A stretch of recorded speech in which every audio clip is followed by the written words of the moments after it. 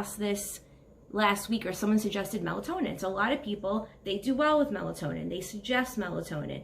I do not. A lot of people do not. Yeah, you don't either. So melatonin is not a good hypnotic, aka a sleeping pill to get you to sleep. It's really, it depends on the time of day and light. It's affected by light. As you can see, the lighting here, I have all candlelight. As soon as the sun goes down, I put up salt lamps and LED lamps. And then this light is a little brighter than I usually like, but it's okay, it's acceptable. And that helps melatonin, it still stifles melatonin production, but supposedly around 9 o'clock, our brains start releasing melatonin. Now, taking the pill does not work for me. I wake up groggy. It's often part of a stack of sleep supplements, which may work.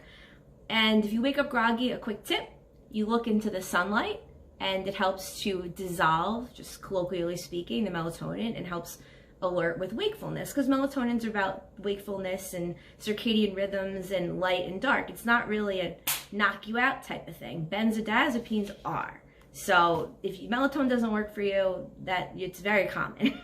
I don't like it. All right, I'm going to jump to one that's not on the list, and we can print some of the pages. Cleansing people energy. This is one that's kind of on my mind right now.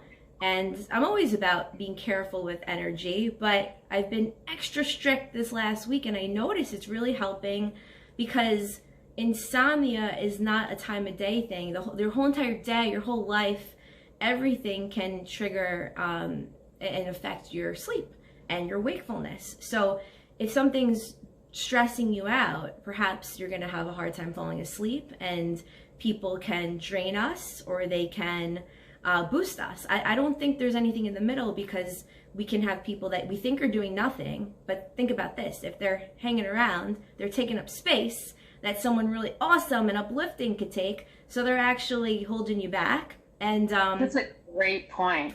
I have someone, I'll give you an example, because you need an example. I have someone I've been friends with for several years. We work out once a week or so, but my neck starts hurting whenever I'm around him, because I know that he doesn't like comedy, and I'm very quirky, and I always tell jokes, and I always like to say funny things, and I can just tell he's like, ugh, whenever I tell a joke. I mean, I'm hosting a comedy show on Saturday, one of the biggest comedy clubs in New York. This is my life, and I'm around someone who clearly is like, ew. So it's not really a good connection. So I kind of thought on that. I'm like, I don't think I should really spend even 1 or 2 hours a week with this person. And I kind of feel lighter. So that's interesting. Well, that's a big, it just shows me how much you prioritize your energy, and the subject we're talking about is sleep. Right. So we'd rather not have that opportunity based on your energy.